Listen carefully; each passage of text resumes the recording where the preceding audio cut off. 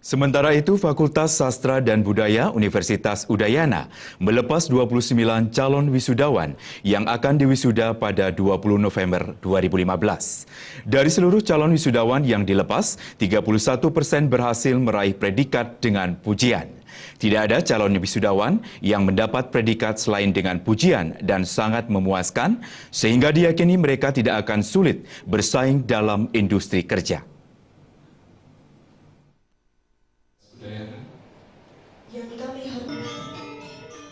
29 orang sarjana yang dilepas berasal dari 5 program studi, yakni program studi sastra Inggris, sastra Jepang, sastra Indonesia, sastra Bali, arkeologi, dan sejarah.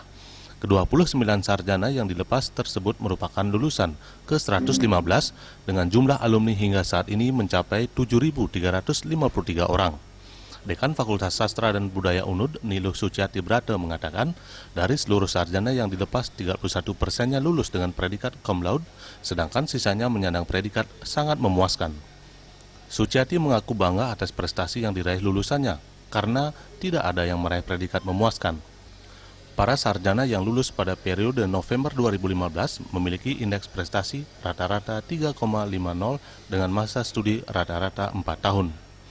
IP rata-rata tersebut menunjukkan kualitas lulusan mahasiswa Fakultas Sastra dan Budaya UNUD menunjukkan ke arah yang lebih baik. Itu terdiri atas 18 perempuan dan 11 orang laki-laki, di mana pada sebaran itu tetap perempuan yang mendominasi.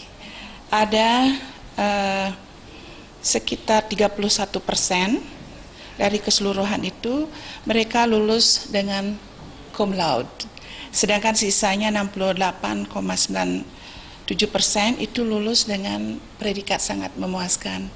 Untuk periode ini saya sangat senang karena tidak ada yang lulus dengan predikat memuaskan, karena untuk mencari kerja IP akan harus di atas 3. Lebih lanjut, Suciati mengatakan pelepasan ini merupakan sebuah refleksi bagi lembaga karena sudah berhasil meluluskan sarjana berkualitas. Keberhasilan ini memberikan kepuasan tersendiri, sehingga insan pendidik di fakultas ini terpacu untuk meningkatkan kualitas lulusan pada periode selanjutnya. Bagi kami, pelepasan ini merupakan